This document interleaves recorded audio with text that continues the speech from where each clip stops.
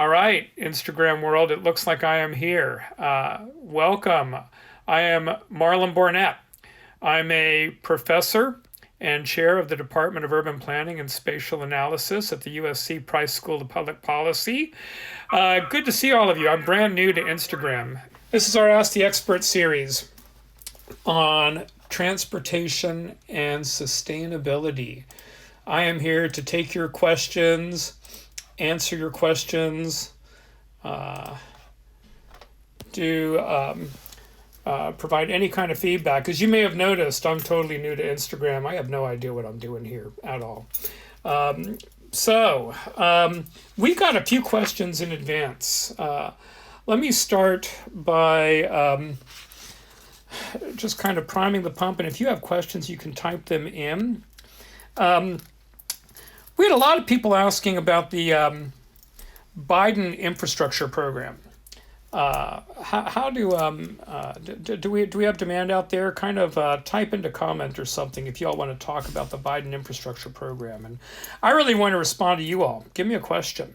How many of y'all are high-speed rail fans looking for the Biden administration to kick off an exciting nationwide network? Does that sound good? Last I checked, the Biden infrastructure plan had allocated about $200 billion to high-speed rail nationwide. That would buy about 2 LA to San Francisco high-speed rail networks at current costs. And I mentioned that as a point of caution. I am a big fan of multimodality, but we've got to be cautious on high-speed rail, folks. I want to get right into the controversy. I think high-speed rail would not be our first choice on greening our transportation system. I would love to talk with you about that. Any concerns, questions, pushback? I'm welcoming pushback on that. All right, what is a better option? All right, I like this. Why is there such a caution with high-speed rail? Excellent questions. I really am enjoying this. Okay, better option. In thinking about rail transit, now look, rail transportation is important. We've got to upgrade our system in the U.S. So I am not anti-rail. Here's what I think we should, the way we should be thinking. First of all, commuter rail is more important. In our big metropolitan areas, we really need high frequency, efficient systems to get people from the suburbs into the central city and across from suburb to suburb. Now look, I'm out here in the LA region. Our commuter rail system is Metrolink. Metrolink mostly only runs in the morning peak hour and the afternoon peak hour with very limited service still midday and evening. I think a higher priority should be going into those big metropolitan areas across the country and providing funding to increase frequency and increase the midday and in particular early evening service for commuter rail. So if you're thinking about high-speed rail, as an example, Los Angeles to San Francisco, maybe the Texas Triangle, Houston, Dallas, Austin and San Antonio will have to fight it out as to which of those two is the third leg of the triangle. If you're thinking about those kinds of locations, I would argue start at the endpoint. You want to increase commuter rail to provide more effective within metropolitan area transportation. At some point, then we could build out the middle and have an intermetropolitan system. The other thing, high-speed rail, classically, in Japan, China, Europe, runs at about 200 miles per hour. I think we should be talking in the United States about higher speed rail. We do not have to focus everything on jumping exactly to the 200 mile per hour technology. That is interesting. That poses a lot of complications. I think we should be looking at double tracking where we can, which can increase speed, increase frequency, moving the speed up, taking something like the Amtrak Northeast Corridor, making that faster and building that kind of infrastructure elsewhere. So what I'm talking is much more incremental, which that funding could be used for. I'm fully supportive of that. And so I think that rather than engage in a single mega project, I would argue that. I'd argue that even in California, if we could do that. And I know that is the opposite of the direction we have taken. We are starting in the Central Valley. I actually think the greater need is the larger metro areas, Los Angeles, the Bay Area, increasing and improving and enhancing commuter rail is what I would focus on first in those locations. Any other questions? How do people feel about electric vehicles? Hang on a second, I'm following this. Do you see it as a possibility that high-speed rail could connect the entire country in the near future? What are the ways that the infrastructure package can increase economic activity? Okay, let me talk about that and then come back to electric vehicles. High-speed rail connecting the country in the near future. I think we really have to be more incremental than that. I think we should improve commuter rail and then build to a high-speed rail network. The Northeast Corridor, we've already got the backbone for that. Other places that may be feasible, San Diego, Los Angeles, quite possibly some areas of the Midwest, possibly Texas, the major cities. I think that's a more long-term play. High-speed rail is a good substitute for air travel, and for sustainability, we are going to need that eventually. One thing about air travel, it's an aspect of our transportation system that will be the most challenging, one of the most challenging to decarbonize. So we do want to, long-term, not near-term, find alternatives to air travel. I think in that long-term, high-speed rail can do that. The sweet spot for high-speed rail in terms of competing with air travel are distances of about 400 miles. The distance between Los Angeles and San Francisco is just right about at that outer limit where high-speed rail can really be competitive with air travel. So you would want to look at those short distance, New York to Washington, D.C., New York to Boston, Houston to Dallas, Houston to San Antonio, Los Angeles to San Francisco, Los Angeles to Phoenix maybe, routes where high-speed rail would be a very attractive option. We want to think those through. Now, one thing that makes the Northeast Corridor still quite attractive is that the other thing that makes high-speed rail work well are places where you have major endpoints at about 400 miles apart or less, with a handful of nodes in the interim of those endpoints. So that arrangement of the Northeast Corridor, Washington to New York to Boston, is probably still our most likely near-term high-speed rail opportunity, just in terms of the demand characteristics. Got a question here from Nathaniel. What are some ways that the infrastructure package can increase economic mobility? I wonder if you mean maybe economic activity. This is an interesting thing. Let me talk about this a little bit. There was a large academic literature in the late 1980s and early 1990s that was asking whether or not infrastructure expenditure could increase economic productivity. There was a lot of statistical analysis, a lot of back and forth. The evidence tended to suggest that early in an infrastructure phase, building infrastructure could increase productivity. The early interstate highway system, for example, may indeed have been a productivity booster. In later phases, less of a productivity increase.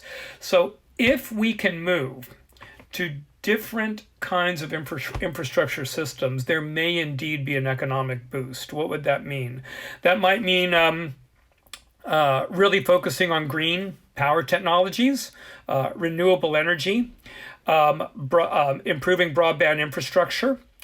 A lot of the infrastructure that you might think of as soft infrastructure, retraining, providing abilities for people to more flexibly enter the labor market.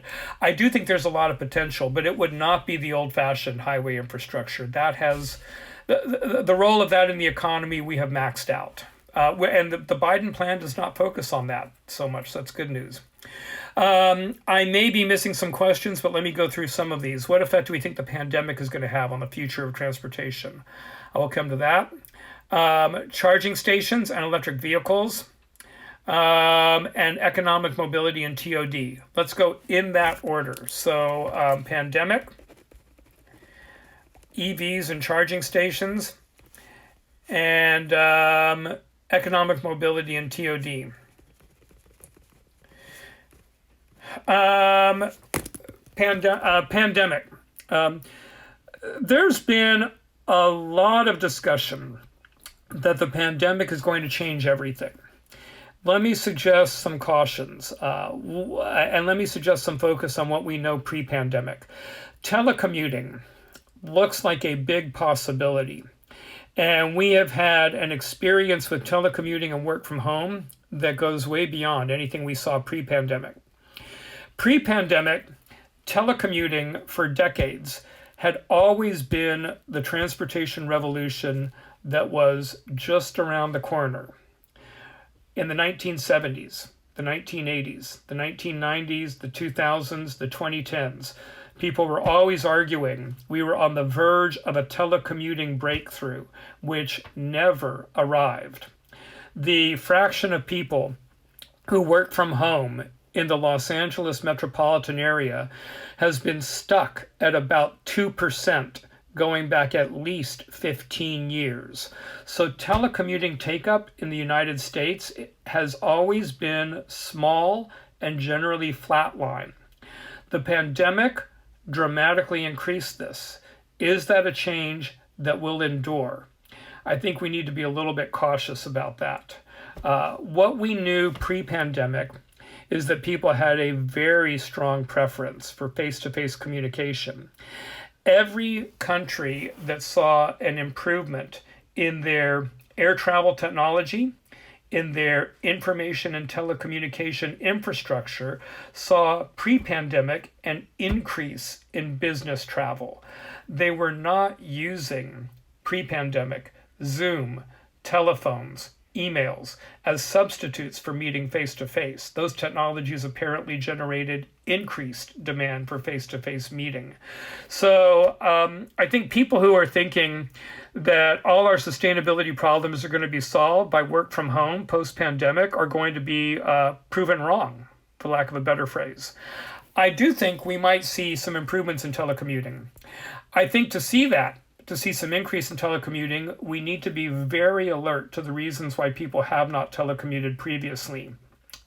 And most people did not telecommute or work from home previously because they were not able to. Large employers had human resources policies that did not allow it or discouraged it. People often found that they did not have the support systems, the schedule flexibility, the infrastructure in their home, the childcare ability. I mean, it's actually quite difficult to work from home if you're trying to take care of young children in your house at the same time. I think coming out of the pandemic, I really hope that governments and the private sector can work together to really find ways to build the infrastructure around telecommuting that will be helpful. Somebody asked about charging stations and electric vehicles. The typical car purchased in the US today will be held by the owner for more than a dozen years. We call that fleet turnover in transportation. We are holding on to our vehicles longer and longer. What that means is that if we transition the vehicle fleet to electric, it will take decades for that effect to show up in sustainability impacts.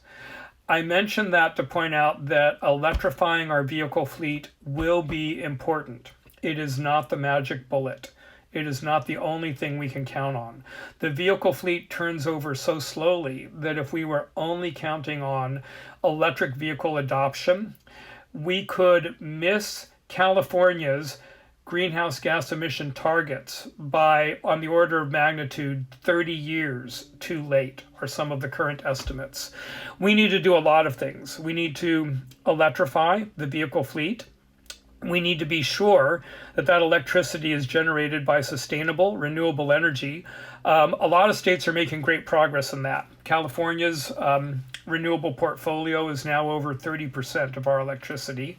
We need to be sure that charging stations are available in a lot of places, and that'll be a big infrastructure challenge.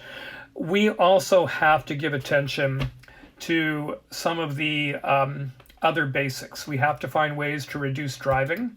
We have to find ways to encourage non-automotive transportation, transit, walking, bicycling, micromobility. We'll have to price the system more efficiently. So we have to focus on all those things. So EVs are part of the story. They're not the whole story. Let's see. And you know what? I wish I'm scrolling through these comments, and I apologize if I just miss your comment. Just kind of post it again if you can do it. Economic mobility, context, and TOD was a question, and transit-oriented development is really important. We've got cities nationwide that are making major investments in transit. What we would think of as traditionally auto-oriented cities, Phoenix, Los Angeles, even Seattle, Dallas. We would have called all these places auto-oriented 20 years ago. They're all making major investments in transit. The Los Angeles metro area has gone from 0 rail transit stations in 1990 to close to 100 now. That system needs supportive land use around it to work well. You need transit-oriented development. And Nathaniel, if I'm understanding your question correctly, it's what's the upward economic mobility context around transit-oriented development. I wonder if you're hinting at questions of gentrification around transit-oriented development, which have become a really big issue. Transit-oriented development, there's been a lot of concern that it might in fact lead to gentrification of neighborhoods. And the transit system in Washington, D.C., both anecdotally and what we've seen with evidence might be a case where this has really occurred, where those stations do appear to have triggered gentrification of the neighborhood. What we're learning is we really need to think hard about how you do TOD in ways that are supportive of the longtime residents. You don't want TOD to become a process where people get priced out of a neighborhood where they may have lived for a long time, or where people find that their neighborhood just doesn't become a comfortable place to live anymore. One thing that is very hopeful is in Los Angeles, the Transit-Oriented Communities Program has really been a successful model in terms of increasing affordable housing near rail transit stations. The Transit-Oriented Communities Program basically is what we in planning call an inclusionary zoning program. Developers can get approval to build more units at higher density if they provide affordable housing. And in California, that affordable housing will remain affordable for 55 years. It's a trade-off, basically. You essentially go to the developer and say, hey, you can build more market rate housing, but you have to build some affordable housing. And what we have learned in Los Angeles is that Los Angeles has calibrated that program to construct a trade-off that provides both more market rate and more affordable housing. It takes a lot of attention, though. I think this is an important point when localities are thinking about their planning policies around transit-oriented development. They have to have a prominent place for affordable housing and a really prominent place to make sure that that meets the need of that local community. Do we need to tax gasoline or VMT or neither? Well, of all those three choices, VMT is the best. There's no doubt about it. The gas tax is going to stop working at some point in the not too distant future. By the way, look at this. I'm just kind of lying back, taking it easy here in my home office. I don't know about this. This is kind of nice. The gasoline tax. We have been in the slow declining twilight of the gasoline tax for decades. The gasoline tax is assessed as cents per gallon on a gallon of fuel that you buy.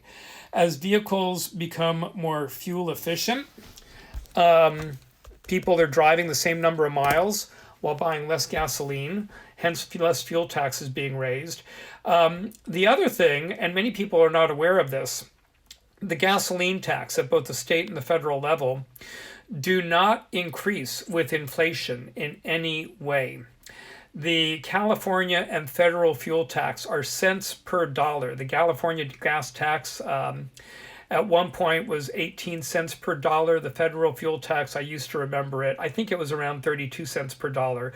The federal fuel tax was last increased in 1993. California had increased their state gas tax in 1989 and went many years before they had another increase about 4 years ago.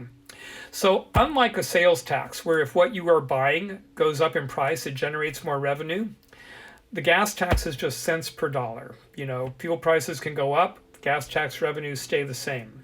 So as vehicles become more fuel efficient, as we eventually shift to electric vehicles, the gas tax will just stop working. We need to be planning now on how we fund our transportation system.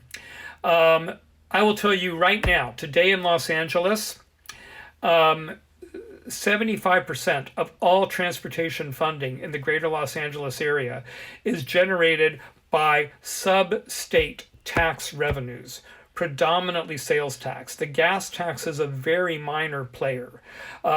So there are some discussions of a VMT tax. What we really ought to do is have a greenhouse gas emission vehicle miles traveled tax, so that we are charging drivers, and we are charging them based on not only how much they drive, but how much greenhouse gas emission they are generating. So if you were driving a very green electric vehicle, you would pay less than if you were driving an old polluting diesel. Well, diesel would be awful in a lot of ways, or internal combustion engine. So yeah, we're going to have to think about VMT taxes. On the questions, I've got somebody typed in, do you think we will see a secular decline in major cities and flourishing of second-tier cities due to the pandemic? Very interesting question. If we see that, that would overturn about 2 generations of economic geography and economic development. We have seen a strong growth of world cities.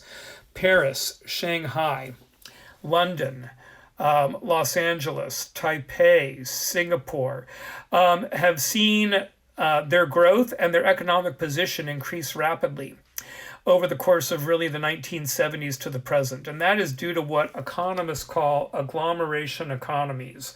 Agglomeration economies are the productivity benefits of large cities.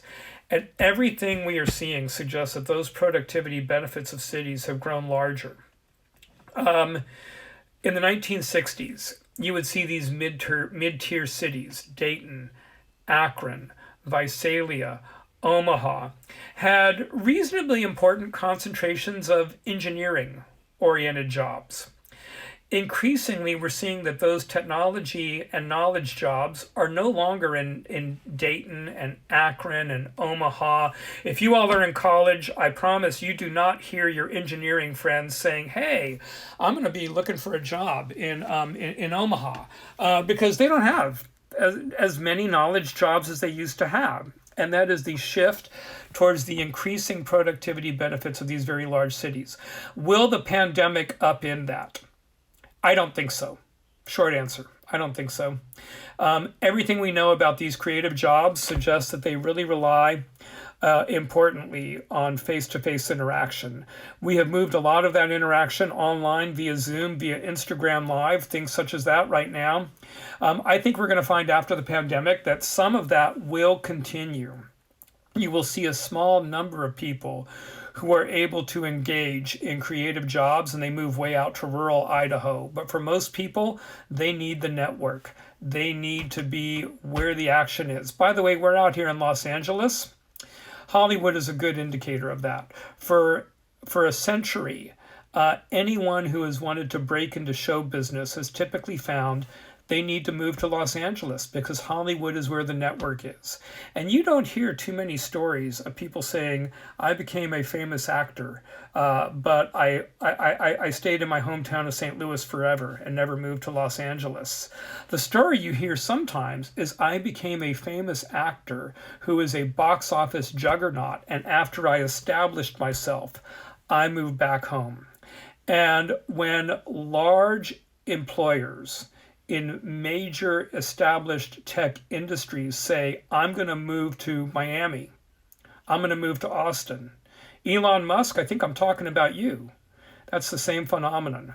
Once you're established, you can make a move. But I think for everyone else, these cities, these big cities are going to maintain their very important role. Let's see what we've got. How can we encourage smaller cities to accept transit investments and transit opportunities? Quick answer to that: quality of life. Quality of life. What we are learning is that neighborhoods that are multimodal, neighborhoods that have good walking infrastructure, good bicycle infrastructure, some supportive transit, people like living in those neighborhoods. Property values go up, commercial activity often goes up. It is a big positive. The old model that of the 1970s, build an auto-oriented strip mall on a large major arterial, that is not what shoppers want. That's not what residents want. That's not what firms want. So I think there's a big quality of life and local economy benefit for even smaller cities working on multimodal transportation. How can cities mitigate any of the regressive impacts of a VMT tax or congestion pricing? Good question. Good question. I came out strong for a VMT tax, and congestion pricing is important too. We've got to get better at that. And so one question that people always worry about is, hey, are those taxes going to be an unfair burden for persons who have to drive, who may not have, who might be lower income and they have to get to their job every morning? Let me give you a couple of answers. First of all, VMT taxes and congestion taxes are not as regressive as we think they are. There have been studies of toll roads that have generally found that when you put in a toll road, it is not only the high-income persons who use it. The first toll road in California was in northern Orange County. It opened up in the mid-1990s, the State Route 91. And early studies of that showed that people at lower income levels use the toll road almost as much and basically in the same way as high income persons do. And people would use that toll road episodically. They did not use it every day. Basically, you choose to pay the toll. If you're running late, you got to get somewhere fast, or if you want to be sure that you're on time. So for most drivers, they don't use it every day. So first of all, it appears that a broad range of persons over a broad range of income can really value that option for choice. Now, the second thing, VMT taxes, congestion prices will generate revenues. And we really can focus on making sure that those revenues are spent in a way that they deliver benefits that enhance equity. And I would argue strongly that we should do that. And that's, I think, the best way to make sure that what we are doing is in the broad progressive, pro-equity, rather than regressive and anti-equity.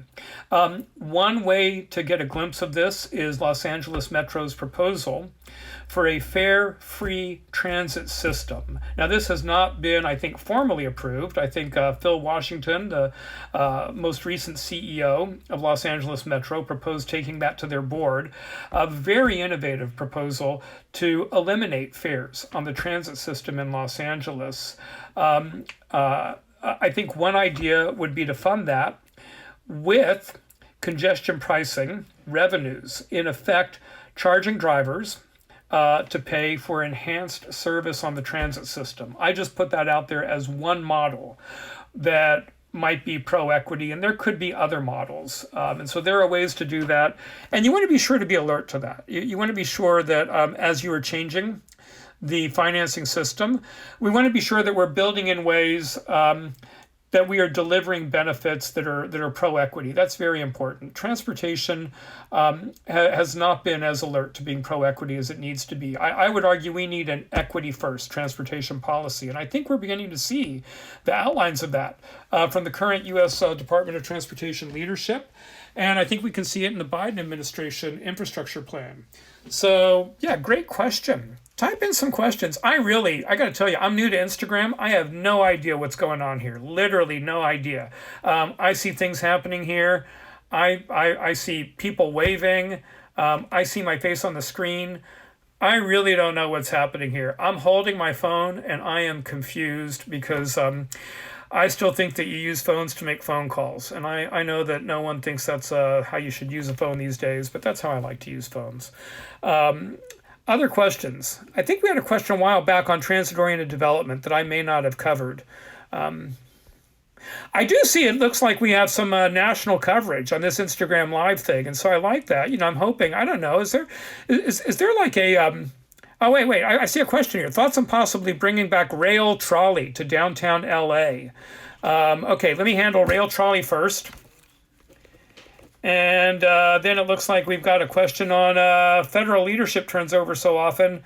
How can we count on one administration? Oh, leadership turnovers. That's an awesome question. Rail and trolley in downtown LA. Okay.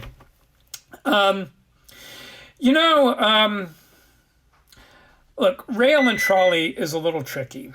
I think it's got its place, and I think in particular you can see that in Portland, which really kind of had the first kind of streetcar rail system, it had its place within a larger network. I am a little lukewarm on the LA trolley. I am neither opposed, I'm not all that supportive. So I'm kind of in the middle. Here's the way I would say we should think about trolleys. You want to be sure that you have an entire network. And then if there's a place where a trolley makes sense, fine. One thing to think about this, we need to think about our metro areas. You tier these networks. You start with a high capacity backbone system. And in a lot of big cities, that high capacity backbone at its highest level needs to be what we call heavy rail, often a subway system. You can move 50,000 persons per hour on a heavy rail subway system. You can only move 2,000 persons per hour on a lane of a freeway. Now then you tear down, the road system will remain important, but the task is we want to build alternatives to the road system. Light rail, bus rapid transit. Bus rapid transit is a huge thing. Look, for me, if it was a choice, if you had to say you could only focus on one, bus rapid transit or trolleys, I say choose bus rapid transit every day of the week. That's what I say. We so underuse bus rapid transit. Once you're looking at that, there may be some places where a trolley might make sense. There may be the permanence of the infrastructure may lead to a land value increase that might be valuable to developers, and we may be able to figure out some ways to do what planners call value capture, taxing away some of that land value to fund other projects. So in specific places, trolleys may indeed be a piece of the puzzle, but my answer is give me an overall plan. Show me the whole plan, show me it makes sense, show me where the trolley fits in. Someone asked the Santa Ana streetcar, how would we make this an equity-first transportation system? I think, and this looks like Hugo from my undergrad class. Hey, Hugo, great to see you there, man. Good to see you. I think that's exactly the question with any transportation investment. I think we should be saying, show us how this is equity first. The system, there will be huge system efficiency benefits if we are asking, first of all, is this working for our most disadvantaged residents? Because what we know in transportation is if the system is working for those who are the most disadvantaged, maybe the most marginalized, the system almost always works incredibly well for everyone else also. There is usually in transportation not what we would think of as the classic equity efficiency trade-off. They usually work together.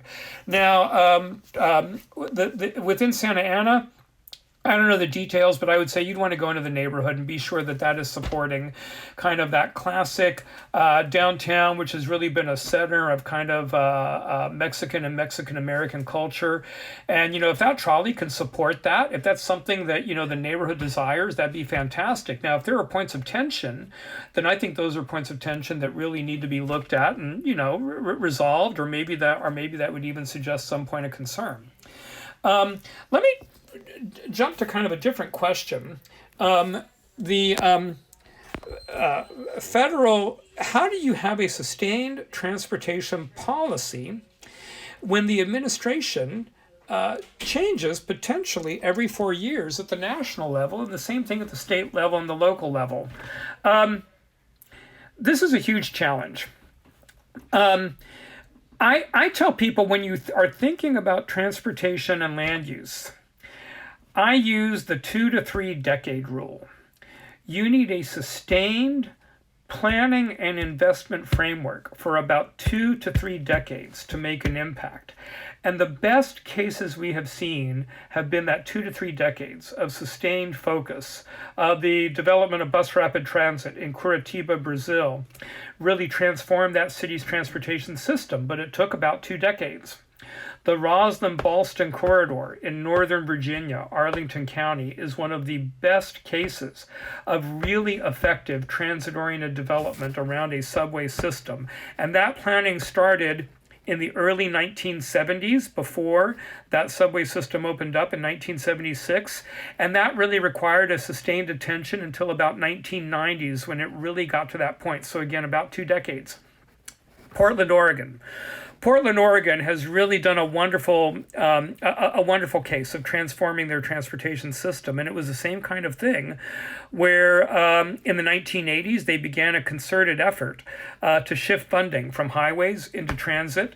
And by about the mid-2000s, you really saw the transformation in terms of travel patterns, in terms of the land use pattern in the city. So you need this 2 to 3 decade rule.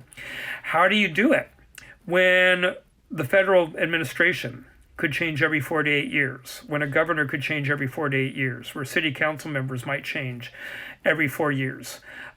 This is a tough issue. My only good answer, there's no easy answer on this.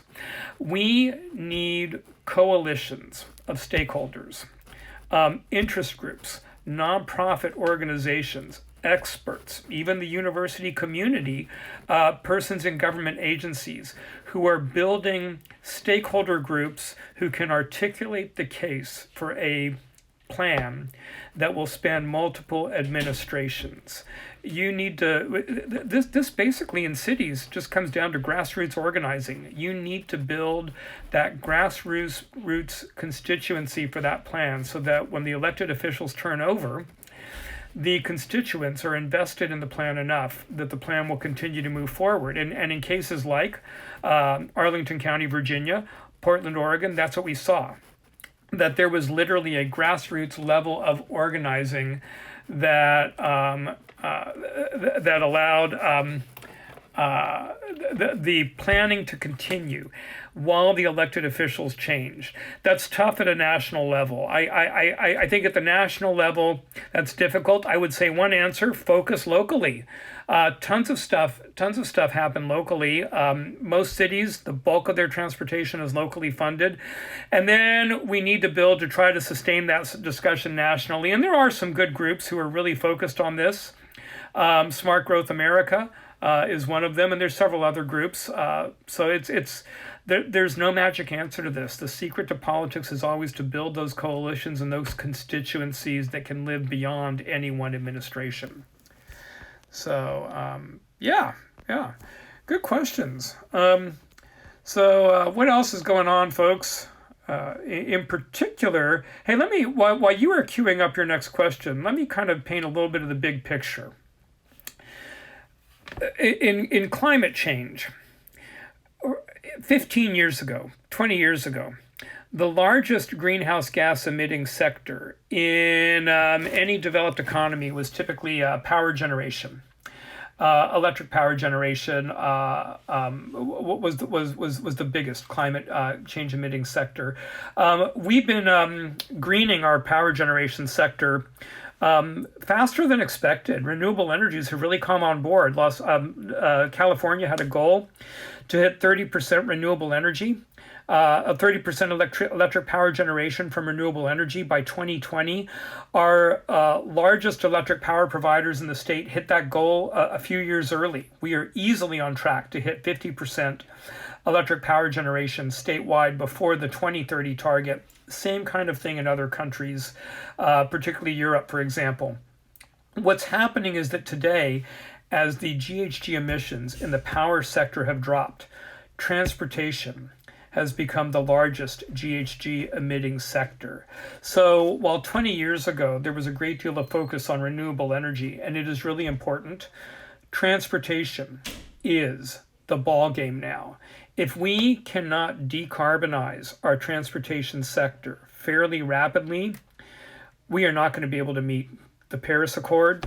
We're not going to be able to do the more ambitious things that we know we need to do. So transportation is the place that really needs attention. And a lot of that has been that we have been locked into a fossil fuel transportation technology that is GHG, greenhouse gas emission intensive. We need to pull every lever. We need to encourage electrification of the vehicle fleet running on clean, renewable energy. We need to really focus on shifting travel away from driving into a multimodal system. So we'll need to think about transit, walking, bicycling, micromobility, freight delivery, including potentially greening the freight delivery and the goods movement system. And this will probably involve real changes in the way we build infrastructure. How far can we get decarbonizing our economy with only renewables? How important are other non-G emitting energy sources like nuclear? The California Air Resources Board did some modeling of their models suggest that if everything stays basically status quo, and on the transport side, if driving is not reduced, we'll hit our 2030 GHG targets for the state at around 2060. So to give you some sense as to how important this is. How far can we get with other non-GHG emitting energy sources like nuclear?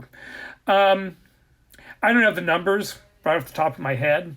Let me give you kind of the basic outline. Solar, wind in particular look to have a lot of potential. I would suggest a lot of focus there. I am going to be a little cautious on nuclear. I know there are people who love nuclear power. Look, nuclear is really, really green until you get to this pesky issue of nuclear waste, and that might be a pretty pesky issue. The other reason I get quite cautious on nuclear, it just looks like we have a lot more play that we can get from solar and wind for the time being. So I would focus on that. Now remember, all these things green the electric power production system. When you think about transportation, you're thinking about fuels. We have great potential to run ground transportation on electric power. Air travel is going to get a lot more difficult. Goods movement, heavy trucks. Heavy trucks that are electric today still do not have the performance characteristics that truckers desire. So there could be some difficulties there. So I think we're going to have, there are reasons why we are going to have to think major infrastructure investments. And down the road, I am not going to stay negative on high-speed rail forever. This is the way things like high-speed rail might come in, is by providing some safety valve relief. Can you shift some of the commuter or short distance air travel onto high-speed rail? But I would not tear that up immediately. So nuclear, I'm going to be lukewarm on at best. I think you want to. We've got a lot more that we can get out of solar and wind. I would definitely focus there. A long time ago in high school debate, one year my debate partner and I ran a debate case focused on building nuclear reactors all across the country. One thing I would caution on, remember, things that may work in high school debate may not work in real life. Let me just point that out.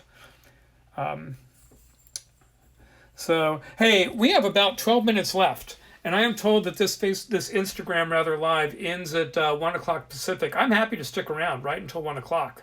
So bring the questions. Yeah. And I think there were I got a few questions. We got a few questions coming in advance. Road diets. Look at this. There was a question that came in advance, kind of pre-question on road diets, and it's an interesting one. Let me read this to you. Road diets are a hot topic of debate in Long Beach. Opponents argue they cause more accidents, increase traffic, and hurt local businesses. Do the benefits of road diets outweigh the potential dangers? Are there alternatives to road diets?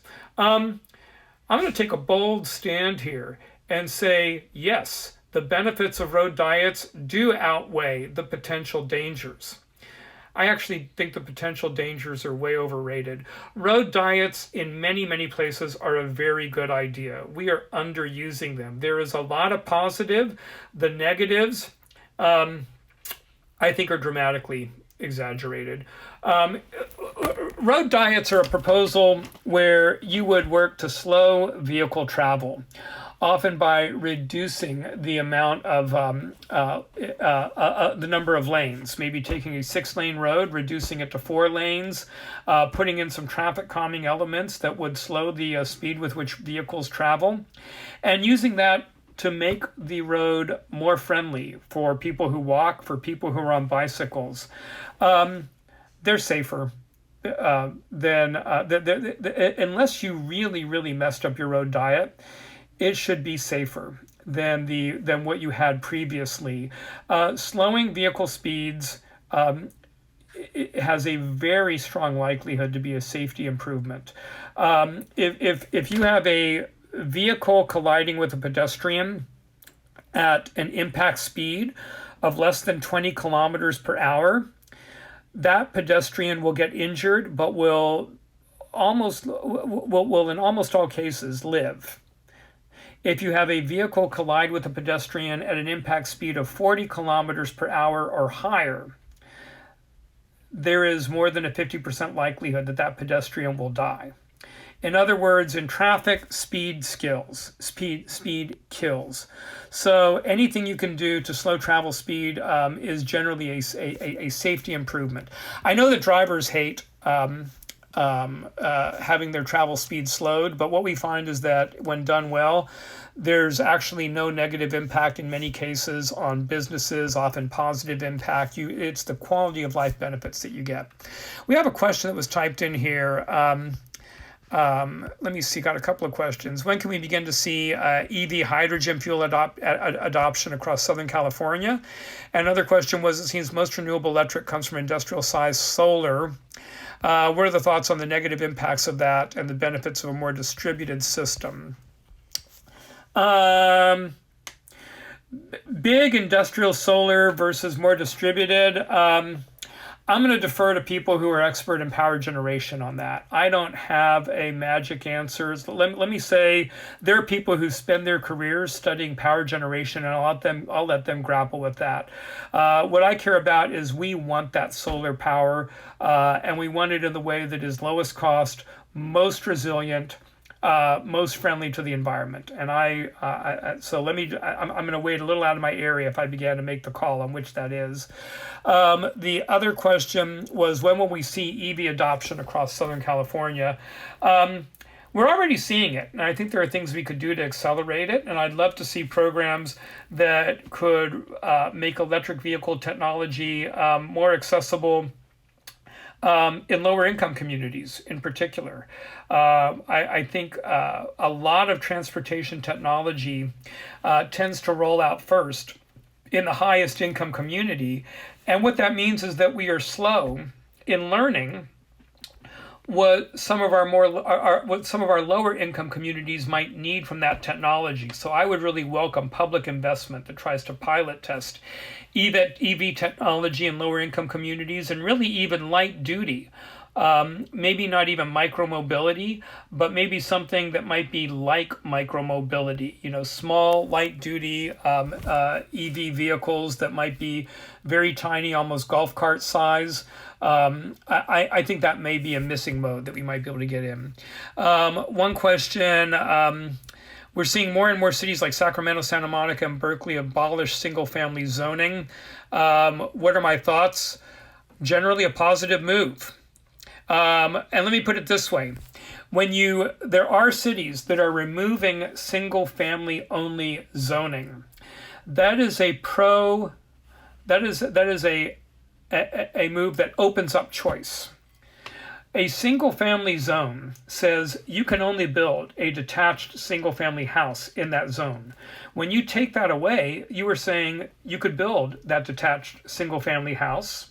Fine, do it. If that's what you want to build a single-family home, or you could build a duplex, or you could build an auxiliary dwelling unit in your backyard. Or maybe you could go up maybe 2 stories, maybe 3 stories. There are other ways to regulate height, by the way, and cities do that. So eliminating single-family zoning in many cities does not mean that you're going to get a rush of 4-story buildings. They can regulate height different ways.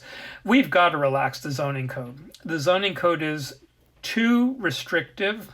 This is a fantastic move, eliminating single-family zoning. It's a fantastic move for efficiency, and we actually know that the zoning code has been used in many instances in the past as a tool of racial segregation. And I know that cities may not intend that nowadays, but that can be the effect. So this is a pro-equity move, potentially in a lot of places also. So I do think, I think removing single-family zoning is a very positive step. So yeah. All right, and then we have somebody saying that they miss all the USC price classes. Ryan, great to hear from you. Let me point out, for those of you who knows, maybe we have some admitted students out there looking at this Instagram Live, trying to figure out where you should go. We have one of our alumni saying how much they miss USC price classes. So join us, be part of the Trojan family. Santa Ana recently did away with in-lieu fees for developers. One of the reasons was because it far exceeded the affordable housing goal. What are my thoughts on this? I think there's 2 things going on there. I think in California right now and in many metropolitan areas, I actually don't think you can exceed your affordable housing goal. And so I disagree with the second part of that idea. And I know that you're just saying that the city did that. Our affordable housing needs in the U.S. and in many cities are massive. Basically nationwide, the estimate is that there are in the low tens of millions of persons who are in need of affordable housing. And the estimate is that about 1/3 of them may not be able to obtain affordable housing that meets their needs. So we have probably low millions is the need nationally. So I don't know that you can exceed a reasonable meeting your need at this point. Now, in lieu housing fees, I want to be a little neutral on this. The question is, how are you funding affordable housing?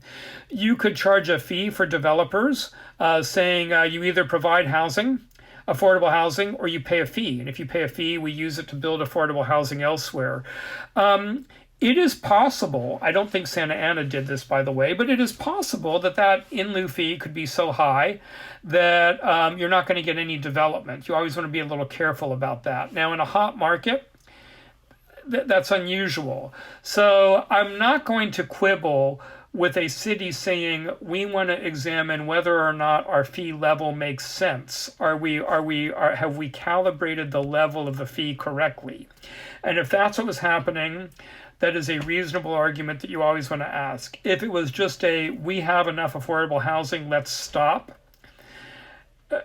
Regionally, we're not even close to that in California. Now, a city might think they're close to that, and that's where you really need to engage in a regional discussion. In Southern California, we have a lot of need. And a lot of cities might feel like they have done their fair share, and their neighboring city they might feel needs to do more. And that's a discussion that we need to be better able to manage, and that requires. Continuing the discussion, the Southern California Association of Governments is working hard, and getting some help from the state also. So yeah, I was not aware that our neighbor in Santa Ana had done that, and Santa Ana's been, I think, trying to do a lot on affordable housing. I don't want to throw any shade at them.